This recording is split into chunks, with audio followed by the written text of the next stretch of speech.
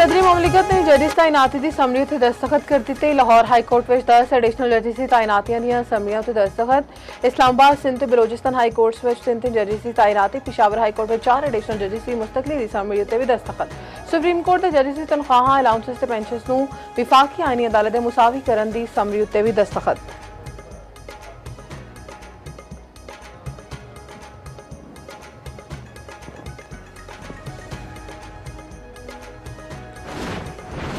आजाद Kashmir election का तीजा मरहला peoples party 2 नशिस्तां उत्ते कामयाब। जम्मू कश्मीर दस्तों बाजू पार्टी ने 1 सीट जित लई। एक उत्ते मुस्लिम नवाज तो बरतरी। LA 14 बाग विच वड्डा अपसेट। साबिक वज़ीर आज़म सरदार अतीक आबाई नशिस्त हार गए। जम्मू कश्मीर दस्तों बाजू पार्टी के साजिद इकबाल कामयाब। LA 15 तो पीपल्स पार्टी के ज़ियाउल कमर कामयाब। साबिक वज़ीर आज़म तनवीर इलियास नूं 72 शिकस्त। LA 17 तो पीपल्स पार्टी के मौजूदा वज़ीर आज़म फैसल मुमताज राठौर कामयाब। LA 16 विच मुस्लिम नून दे सरदार अमीर अकबर खान कामयाब।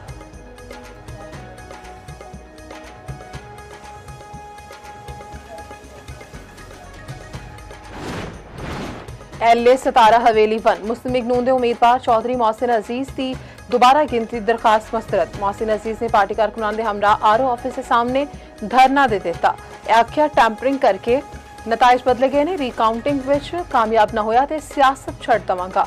साडे कोल सारे पोलिंग स्टेशन से प्रिजाइडिंग ऑफिसर्स के नताइज मौजूद ने। इन्हां नताइज विच असीं 8600 की वाजे बरतरी तो जिते हाँ। मैंडेट उत्ते डाका मारन की इजाजत नहीं दे सकते। फॉर्म 24 विच टैंपरिंग करके हल्के दे रिजल्ट तब्दील किए गए। अमरीकी सदर ट्रंप का ईरान मुज़ाकरात के बाद लाएहामल दसन तो गुरेज। आखिया अमरीका ईरान के खिलाफ कार्रवाई तेज कर सकता है। अमरीका ने हुर्मुज़ नूं बरोदी सरुंगा तो साफ कर दिता है। आपने हुर्मुज़ उत्ते 100% अमरीका का कंट्रोल है। ईरानी मसला खड़ा कर सकते हैं लेकिन वो दिवालिया हो चुके। ईरान दे कोल पैसा नहीं, वो कंगाल हो चुका है। अमरीकी सदर की मुआवजे की अदायगी मुज़ाकरात का अहम मामला बनाने की हिदायत। सोशल मीडिया बयान में आख्या ईरान नूं 5 महीने में मरण वाले 52,000 अफराद खानदानां नूं मुआवजा देना होगा।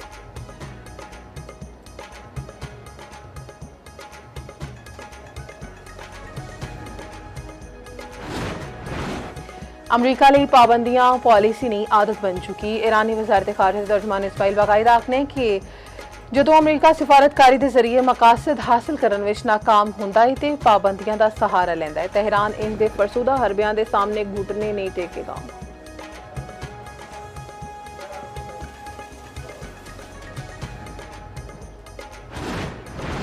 मक्का मुआहिदे का मकसद कतई जारहीयत नहीं है। वो ये मुआहिदा 3 मुल्कों के विचकार खिते में अमन सलामती तो खुशहाली लिए। वज़ीर आज़म शहबाज शरीफ ने विफाकी कबीना इजलास में गलबात। विफाकी कबीना का वज़ीर आज़म नायब वज़ीर आज़म ते फील्ड मार्शल कौमी मुफादात के मौसर दिफा उत्ते खिराज तहसीन पेश। काबीना अरकान ने मक्का दिफाई मुआहिदा अहम सफारती दिफाई पेशरफ्त करार दिता।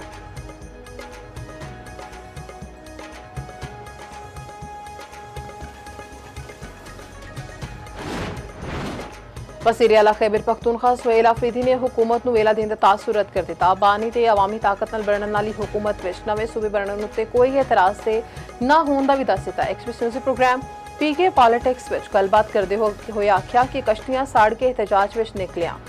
एहतजाज की कॉल ना हुकूमत के उत्ते 27 सितंबर तक दबाव बरकरार रहेगा। साडा टारगेट 27 सितंबर ही है। एहतजाज का मकसद बानी PTI की रहाई है।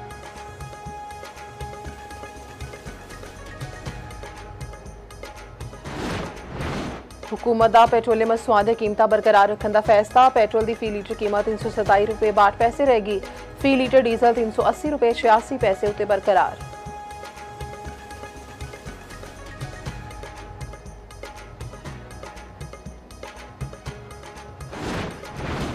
गुड्स ट्रांसपोर्टर से हुकूमत नाल मुज़ाकरात नाकाम। एहतजाज जारी रखने का ऐलान। सदर ऑल पाकिस्तान गुड्स ट्रांसपोर्ट इत्तेहाद मलिक शहजादा वान का कहना है कि जदों तक साढ़े मुतालिबात तस्लीम नहीं होंगे एहतजाज खत्म नहीं होएगा।